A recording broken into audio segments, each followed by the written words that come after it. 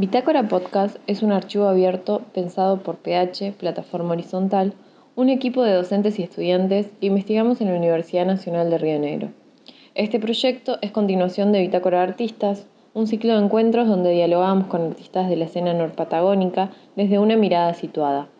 Ahora, Bitácora es un podcast que nos permite compartir nuevos diálogos con artistas, teóricos y teóricas, y también nuestras lecturas e interpretaciones sobre arte contemporáneo desde la Patagonia. Pasen y oigan.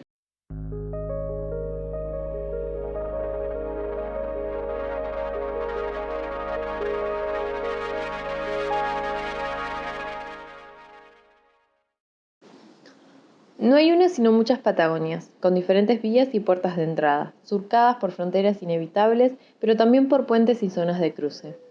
Así está la Patagonia de los paisajes primarios, con sus atractivos lagos y glaciares que dan forma a la región barroca, turística Foresport. Está la Patagonia ventosa y desértica, que señala el horizonte extenso de la meseta. Está la Patagonia indígena, que lleva la marca originaria del genocidio y del despojo, la de los inmigrantes europeos, la de las economías regionales. Está la Patagonia trágica, que evoca los grandes levantamientos, las masacres obreras. Está la Patagonia de los pueblos chicos y medianos, con sus ríos y valles. Está la Patagonia mítica, la de los viajeros y los naturistas y los extranjeros. La prehistórica y la de los dinosaurios, la argentina y la chilena. La Patagonia del capital inglés, de los magnates extranjeros, de las grandes empresas transnacionales. Maristela Svampa, Chacra 51, página 63.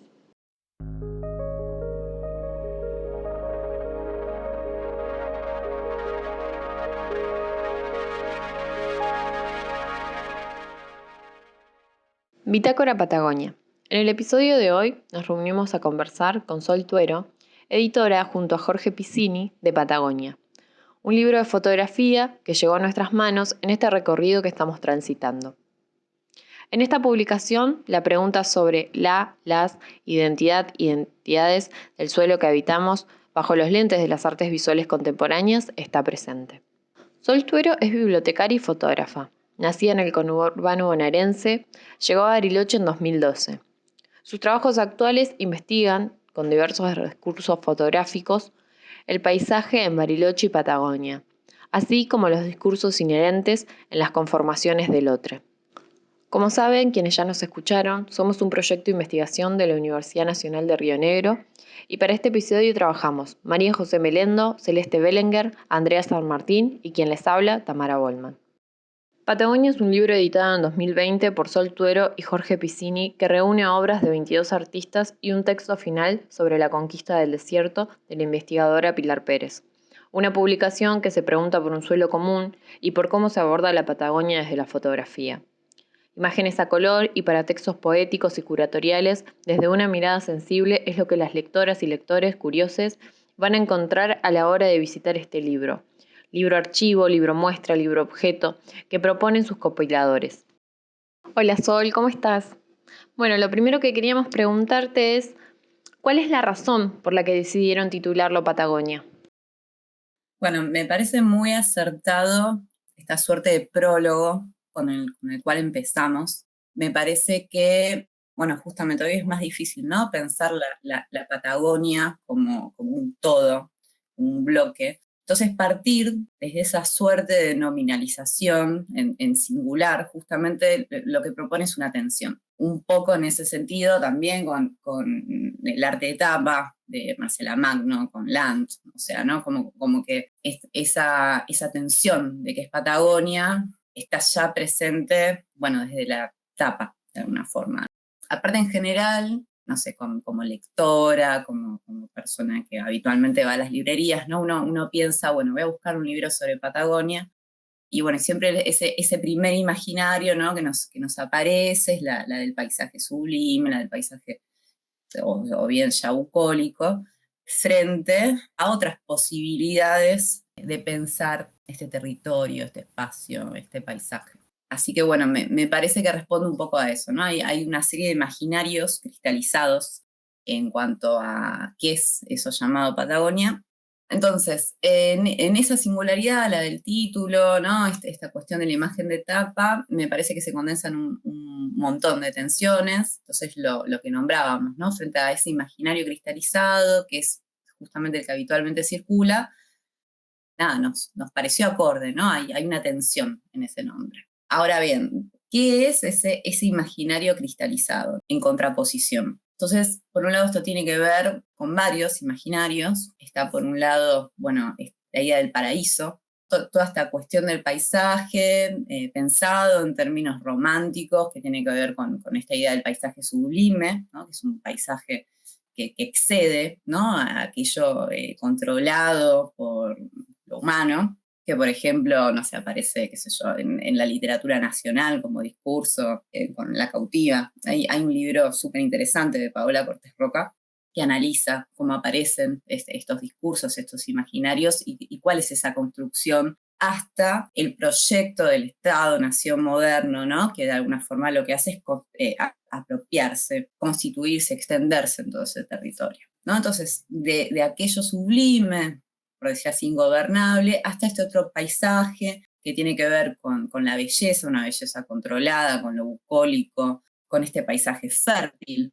Y aparte es súper interesante, en un momento previo de investigación sobre el libro, también veíamos muchos libros álbum oficiales del Estado, ¿no? Entonces, por ejemplo, estaba esta idea de, bueno, construimos este libro álbum, lo mostramos para los hijos que lo van a habitar, para que se conozca. Bueno, ahora estaba pensando en esta cuestión del dispositivo fotográfico que también acompaña toda esta cuestión de la Patagonia, ¿no? No sé, entonces pensamos tanto en las imágenes de Pozo, que son las de la campaña del desierto, cómo aparece el ejército, cómo aparece la otredad en esas imágenes, el cambio, ¿sí? De punto de vista que hay en las imágenes de Encini Moreno, ¿no? La fotografía como un elemento científico, cómo va recorriendo esto que pasa a ser de un lugar ingobernable a un lugar fértil, completamente explotable y ya dominado, ¿no? por el Estado-Nación.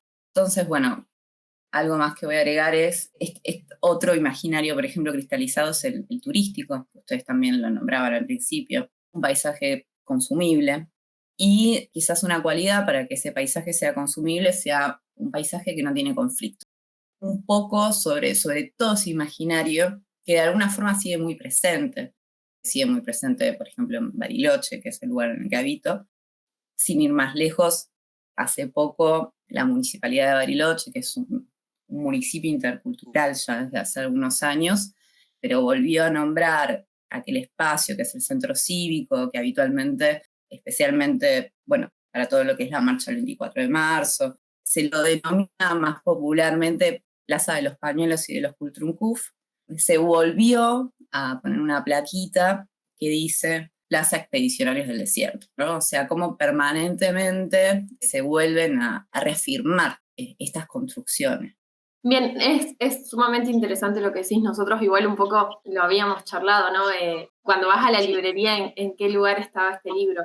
Por ahí respecto a lo último que decís, en el prólogo ustedes ya esbozan algunas preguntas respecto a cómo se aborda la Patagonia, ¿no? Desde la fotografía, cómo se construyen, ¿no? Estos límites y marcas sobre el territorio y los cuerpos, y cuáles son las poéticas que nos atraviesan hoy, las ficciones y las narrativas que construimos desde el presente. Entonces lo que queríamos saber es en qué medida las obras en su materialidad abordan o desbordan las problemáticas insinuadas en esas preguntas del prólogo, ¿no? Si se pudieron perfilar algunas posibles respuestas.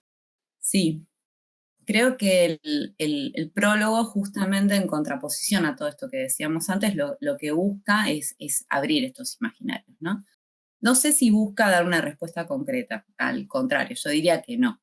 Justamente lo que hace es tratar de abrirlo. Entonces, por ejemplo, no sé, cuando pienso en esta cuestión de las representaciones y los discursos heredados, se retoman desde otras perspectivas o pienso en un punto de donde partir, entonces pienso en la cuestión de la otredad, ¿no? En ese sentido, esa otredad puede estar constituida no sé, tanto en términos como de lo animal, en el trabajo de Fran Provedo, donde claramente eso es una otredad, en la cuestión de los límites, las marcas, los territorios y el cuerpo, podemos pensar en la obra de Marcela Magno, tanto en Land, también en el trabajo de Sebastián Calfuque Baliste, es un autor chileno, donde aparece además esta cuestión de los güeyes, ¿no? Del género, que hoy a la luz de las teorías decoloniales o anticoloniales en torno al cuerpo, al género, a cómo lo occidental y los proyectos políticos marcan los cuerpos.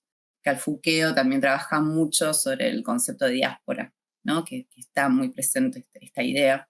Pienso también en el trabajo de Santiago Hafford, perdón, La Bacatada, ¿no? Que retoma toda una serie de imaginarios populares, a la vez que es documental, que es registro, pero también pienso en la costa, en el mar, en el trabajo de Malala Alexander, por ejemplo, que es tan poético y hay una cuestión del tiempo que está muy presente, o en el trabajo de Marcelo Martínez, que viene más de la rama del fotoperiodismo y donde muestra la crudeza de eso que llamamos los barrios del Alto, acá en Bariloche, ¿no?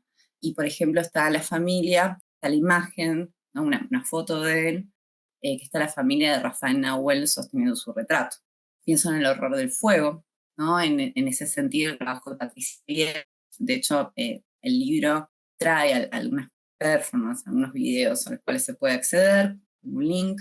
Entonces hay en ese trabajo de Patricia, creo que aparece uno de esos horrores tan presentes que tenemos en la Patagonia, que es la cuestión del fuego, ¿no? Y la caza, este peligro latente, ¿no? Siempre es muy habitual acá en Patagonia que las casas se quemen. Y por otro lado, ¿no? En contraposición a esto, bueno, distintos señales de humo, ¿no? Donde hay una cuestión del espacio, de la distancia, también muy presente. Pienso en el trabajo de Mayas Gatas, donde aparece, ¿no? Toda esta cuestión del laboratorio de Isla Victoria, toda esta cuestión de experimentación sobre el paisaje. Bueno, Maya estuvo en el post anterior, que además invito a todos a escuchar, donde, bueno, seguramente se detiene mucho sobre toda esta cuestión. Hay trabajos muy sutiles, como el de María José Villaomet, más adelante el trabajo de Tamuro sobre Roca, ¿no? El monumento a Roca, en Bariloche, posiblemente en el resto de la Patagonia, pero en Bariloche en particular es objeto permanente, digamos, como de una performance popular. Entonces, en ese sentido, creo que el prólogo adelanta un poco esto. De vuelta, no sé si busca respuestas concretas, creo que es una suerte de invitación a desilvanar este primer imaginario que podemos llegar a tener sobre la idea de Patagonia y de alguna forma invita y propone otro más complejo.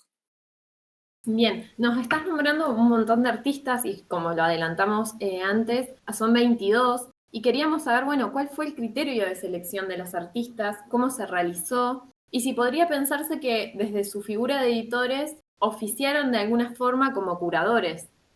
Sí, es muy probable que haya algo de lo curatorial, en el sentido de que pensamos, ¿no? Una propuesta visual, una narrativa, hay una intencionalidad en esa narración que se va construyendo en el libro. Bueno, cuando Jorge me propuso hacer esta edición con él sobre Patagonia, pensamos mucho, ¿no? Desde dónde lo queríamos abordar. Bueno, aparece de vuelta en contraposición estas publicaciones más habituales que encontramos sobre Patagonia. Y bueno, desde ahí, en realidad siempre mi propuesta fue construir una publicación más polifónica. Entonces, siempre estuvo como esta idea de polifonía, tanto en recursos, en proyectos, en propuestas visuales, en autores, en materiales que habitualmente no conviven, ¿no? De hecho, digamos, un texto de corte absolutamente teórico, como el de Pilar Pérez, que revisa la historia de Patagonia, es muy raro que conviva a la vez con imágenes de arte contemporáneo, ¿no? O sea, es como que uno asocia, bueno, si hay imágenes de arte contemporáneo, hay textos curatoriales y nada más. O introducir, bueno, hacer esta mezcla de recursos. Siempre la fotografía se aborda desde puntos de vista distintos. Por otro lado, tampoco pensamos hacer una suerte de muestrario de autores patagónicos, ¿no? En un sentido estricto, sino que también lo pensamos en un sentido amplio, ¿no? Por un lado, trabajar con autores de ambos lados de la cordillera, con autores que están trabajando esta idea de la Patagonia desde distintos puntos de Argentina, incluso, pero que bueno, que en ese entramado polifónico se va constituyendo, no sé, como esta cuestión un poco más amplia, más compleja, donde tampoco buscamos volver a generar una totalidad, ¿no? O sea, me parece que eso tampoco era la búsqueda. Después, otra cosa que quería contar, bueno, nada, también está la pregunta por la fotografía, por qué es un paisaje, cuándo hay paisaje. En ese sentido pienso en el trabajo de Judith Ben-Simón, ¿no? La imagen latente. O en el trabajo de Inés Pereira, que me parece que la idea de fragmento, de aceleración, de consumo y del paisaje como consumo es súper fuerte. Bien, ¿y cómo fue este proceso? ¿Ustedes abrieron algún tipo de convocatoria o seleccionaron artistas que sabían que ya estaban trabajando con estos temas? Sí, empezamos a buscar distintas obras, charlamos mucho. Hay todo un proceso previo de investigación también teórica, que tiene que ver tanto con lo fotográfico, con lo histórico, con la construcción, bueno, con qué imaginario vamos a proponer. Hubo artistas que iban nombrando a otros artistas que iban a participar en un primer proyecto y por distintos motivos no participaron, pero iban nombrando a otros. En la mayoría eran obras que estaban en circulación, en otros casos no. También hubo trabajos de gente que conocíamos y que nos parecía sumamente rico, ¿no? Sumarlos a ese trabajo final. Hubo materiales, digamos, que editamos nosotros, ¿no? O sea, que autores nos pasaron el material, que nosotros ya conocíamos de todas formas por dónde iban, y bueno, y encontramos una forma de ponerlo en página, de narrarlo. Mientras que, bueno, había otros trabajos que ya tenían unos años, que habían sido expuestos, o sea, como que ya tenían una constitución muy fuerte. Pero bueno, de vuelta, retomando esta idea de polifonía que decía antes, digo, porque el recorte es un recorte, en definitiva, o sea, no están todos los autores posibles que podrían haber abordado este tema, pero siempre la búsqueda estuvo en esta idea de buscar recursos, formas de acercarse al tema, y particularmente en esta idea de paisaje, siempre abordada de formas diversas. Entonces, a partir un poco de ahí se fue armando el libro. Como lo nombraste, incluyen a Sebastián Calfugeo y Jorge Gronemeyer, no quiero pronunciar mal el apellido, que ellos son artistas chilenos. ¿Eso tiene una, intención real de mostrar la Patagonia desde los dos países? Sí, de hecho, digamos, esta idea, o sea, es un territorio que en sí mismo, digamos, si lo pensamos históricamente, es mucho más amplio. De hecho, digamos, para los pueblos originarios, de esa frontera, a partir de la cordillera no existía. Fíjate vos, bueno, en el caso de Gronemeyer, volviendo a toda esta cuestión del paisaje y demás, sí, había una intencionalidad en pensar el territorio sin esta idea de frontera. De hecho, en realidad las personas, bueno, oriundas de Chile, son tanto Sebastián Calfuqueo Alister, Jorge Gronemeyer, Aurora, ¿sí? Rojas, y también, bueno, Emilio Fuentes Traverso, ellos cuatro. Entonces, volver a pensar este paisaje por fuera de estas geografías, ¿no? Por fuera de estos límites, de estas construcciones, para poder volver a esta idea de lo amplio y de la diversidad. Bueno, del trabajo de Sebastián un poco ya estuve adelantando, ¿no? Con esta cuestión de los güeyes, es súper interesante el trabajo. En el de Jorge Gronemeyer también esta cuestión de la otredad y los pueblos originarios aparece, y me parece súper acertado como la piensa él desde lo occidental. O sea, porque si pensamos que las imágenes, las narro un poco para quien está escuchando, ¿no? Nos proponen un paisaje, yo llamaría bucólico, ¿no? Porque ya está de alguna forma como gobernado, es bellísimo, pero quizás ya está controlado. Y frente a ese paisaje, él narra una cuestión, bueno, la historia de los pueblos Selknam, especialmente de una familia que es raptada y llevada a Europa. Son 11 personas Selknam, donde está toda esta cuestión de fines del siglo XIX de los zoológicos humanos, que es muy terrible. Realmente les recomiendo, bajen el libro en PDF, búsquenlo en internet, se puede ver, o bien busquen directamente la obra de Jorge Gronemeyer. Entonces, básicamente, la operación que hace Jorge es contraponer ese lugar que desde la occidentalidad le damos a los pueblos originarios, ¿no? Los sacamos de ese espacio que habitan, los ponemos en una postal que claramente nos habla del pasado, ¿no? Y ese paisaje, porque en realidad en la obra original de Jorge, eso es un fotolibro, y las postales no están pegadas sobre el paisaje, ¿no? Se levantan, se corren, se puede leer la parte de atrás. Entonces aparece el paisaje por un lado y las postales por el otro. Entonces es súper interesante pensar esta operación occidental sobre los pueblos originarios. Hay un teórico que es Carlos Mazota, que tiene un texto que se llama, creo que Frankenstein en la Patagonia, donde justamente retoma de que se conquista la Patagonia como un lugar increíble, hermoso, lleno de recursos, de belleza. Y respecto al lugar que ocupan los pueblos originarios para esa occidentalidad de principios del siglo XIX y principios del siglo XX, es respecto de esta idea positivista del progreso, es la prehistoria, ¿no? O sea, es como un lugar increíble, y por otro lado, ¿qué lugar se le asigna a estos pueblos? Se le asigna lo museístico, el pasado, ¿no? Una sociedad que se domina y se la destruye de alguna forma para dar paso a este futuro y presente inevitable que era el progreso.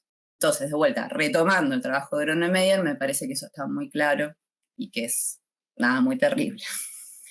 Bien, y en esta selección, ¿no? ¿Ustedes creen que existe cierta cronología planteada por parte de ustedes? ¿Es intencional la disposición de las obras? Cuando terminamos de editar los trabajos individuales, pensamos, se forman una narrativa. Algo que quiero nombrar es que hay trabajos, cada trabajo tiene un tiempo poético distinto.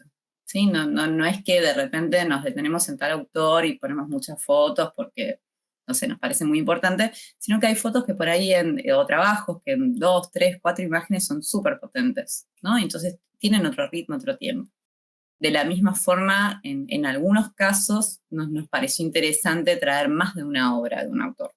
Bueno, ahora justo pensé en el caso de Fuentes Traverso, ¿no? Que trabaja con evolución no, y por el otro lado con censura, que también me parece súper fuerte desde el lado de la historia chilena. Entonces, podríamos decir que empezamos narrando la Patagonia desde un paisaje, ¿no? Hay algo de un paisaje que se va construyendo en un paisaje subjetivo, en donde aparece también la ficción. Bueno, por un lado pensamos una narrativa que fuera del paisaje a lo ficcional, vivencial, ¿no? Donde aparece lo biográfico también, y bueno, hacia el final, hacia lo social. Bien, un poco lo mencionaste al principio cuando preguntamos por el nombre Patagonia, pero ustedes seleccionaron la obra Land de Marcela Magno como portada del libro. ¿Cómo llegan o por qué a elegirla como arte de tapa? ¿Es paisaje? ¿Qué la vuelve paisaje?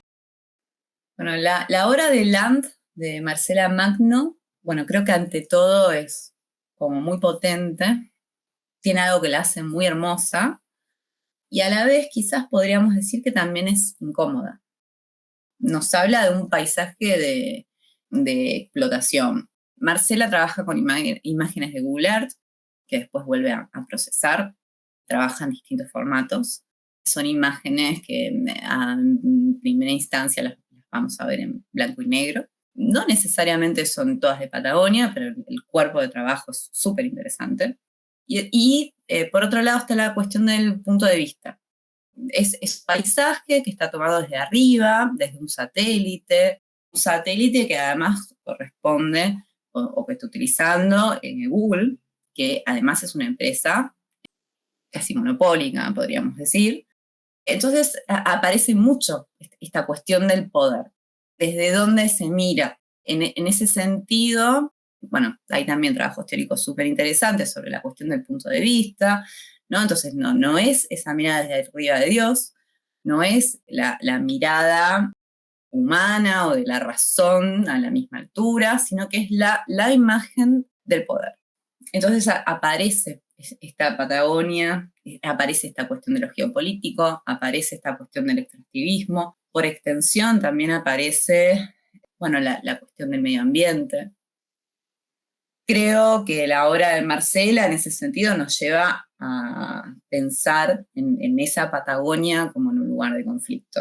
Y que se contrapone nuevamente con esta idea de lo bucólico, ¿no? Que se imagina algo tan fuerte, con esta otra mirada.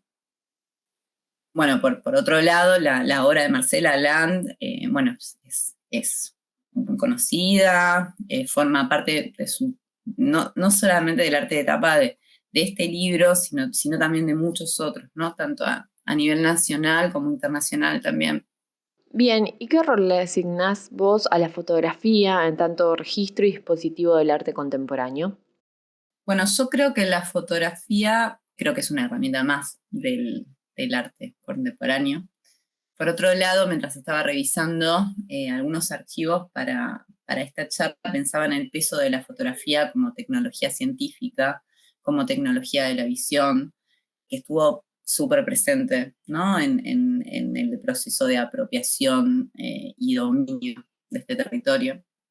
Y entonces también me parece que la reflexión sobre qué es la fotografía, cuándo hay fotografía, pero también qué es y cómo se construye el paisaje desde y con lo fotográfico, están ligados a este trabajo.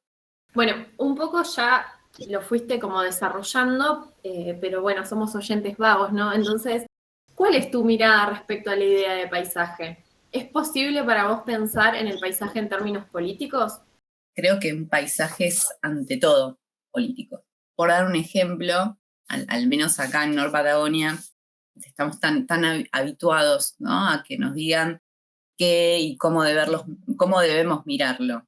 Por ejemplo, no sé, los puntos panorámicos o determinadas inscripciones en las cartelerías, como respete este paisaje en la isla Victoria, o circule despacio, disfrute este paisaje, ¿no? Fíjate vos la idea de orden, respete, disfrute.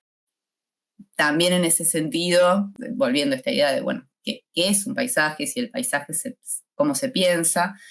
También, no sé, podríamos abordarlo desde la idea de belleza respecto a quienes tienen acceso a esa belleza. Acá en Bariloche es muy común, por ejemplo, que una parte de la sociedad no se sienta convocada tanto al centro cívico o como a algunos otros espacios, o donde se habita.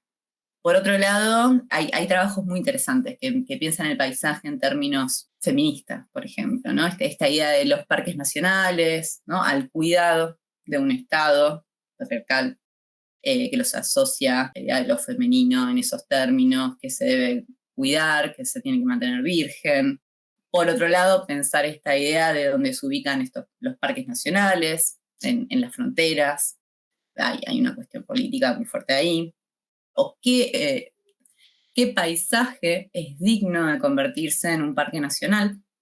Seguramente, bueno, ustedes saben que este proyecto, ¿no? Esta idea de los parques nacionales, que nace a fines también del siglo XIX, principios del XX, está muy ligado al valor paisajístico, tanto estético, y no al valor de la biodiversidad de ese ecosistema. O finalmente, cuando hablamos también de desierto, esa idea de pensar un espacio vacío, sin vida, cuando los desiertos también son ecosistemas, por ende tienen vida, pero declararlos sin vida de alguna forma habilita la conquista occidental. Bueno, en ese sentido, bueno, ya lo nombramos al trabajo de Jorge, Niemeyer. Bueno, nada, en todo esto que comenté, digamos, estoy como resumiendo. Perdón, algo que quería decir. También me parece, ¿no? Pensando en estas tensiones en cuanto a la idea del paisaje, que cuando se cristaliza este paisaje bello, ya controlado, se realiza una operación que lo saca del tiempo. En esa suerte de fuera del tiempo, se juega la idea de un paisaje sin historia y por ende sin conflictos, ¿no? Sin toda la violencia que la historia ha ejercido en él. Y en todo esto que estoy comentando, estoy resumiendo mucho trabajos, no sé, de Mazzotta, de Paula Cortés Roca, de Eduardo Brunner, de Marta Penjos, de Dennis Crossgrove. Seguro que me estoy viendo a alguien, pero de todas formas me parece súper interesante nombrarlos para todo aquel que tenga curiosidad, puede indagar en estos trabajos, ¿no? Bien. En el arte contemporáneo se recurre al archivo como estrategia que involucra el registro y la construcción, así como la intervención de materiales documentales desde una intención crítica. ¿Crees que Patagonia puede considerarse un archivo? Sí, creo que en ese sentido sí, pero siempre y cuando lo pensemos a la vez como un archivo incompleto, ¿no? De hecho, lo propio de los archivos son las lagunas. Y un poco siento que apuntamos ahí, ¿no? A esas lagunas que sugieren, a esos espacios entre las obras, donde aparece un poco quizás esa otra Patagonia o Patagonias en plural, quienes habitamos, recorremos o pensamos, los sentimos quizás un poco más cercana. Pero de vuelta, nunca es una Patagonia total, nunca es un archivo total, así que tenemos que se siga pensando, ¿no? Este espacio, retomando, imaginándolo desde otras perspectivas y otros sentires posibles. Bueno, no sé si hay algo más que quisieras compartir con los oyentes. Quería comentar que, bueno, lo pueden encontrarlo en algunas plataformas digitales, en la página de Bex Fotografía Latinoamericana, que se consigue en algunas librerías especializadas, o bien directamente se puede adquirir por Bex. Es un libro que además, por suerte, tiene un valor relativamente económico, que me parece que también es algo que está bueno, ¿no? Y bueno, y si no el PDF, o bien me escriben y les mando el PDF, no hay ningún problema tampoco. Sí, la verdad es un libro muy bello. Nosotras que tuvimos la oportunidad de verlo tanto digital como físicamente, es un objeto que atrae y encanta. Así que la gente que está escuchando, vaya y acceda a él. Bueno, Sol, muchas gracias por participar, por coparte, por contarnos, por tomarte tu tiempo también de repensar estas preguntas y compartirlas con nosotras. Bueno, gracias a ustedes por el espacio, por las preguntas. Siempre es un placer poder tomarnos este tiempo para pensar, para dialogar, para poner en discusión, para ampliar, ¿no? Así que muy agradecida de este espacio y bueno, del trabajo que además ustedes vienen construyendo también en torno a esta idea de la Patagonia. Bueno, muchas gracias. Esta entrevista fue grabada en diciembre de 2021. Agradecemos por su tiempo y predisposición a Sol Tuero. Les recordamos que pueden acceder al libro Patagonia de forma digital y les invitamos a seguirnos en redes disponibles en la descripción de este número y les esperamos en las próximas ediciones de Bitácora Podcast Archivo Abierto.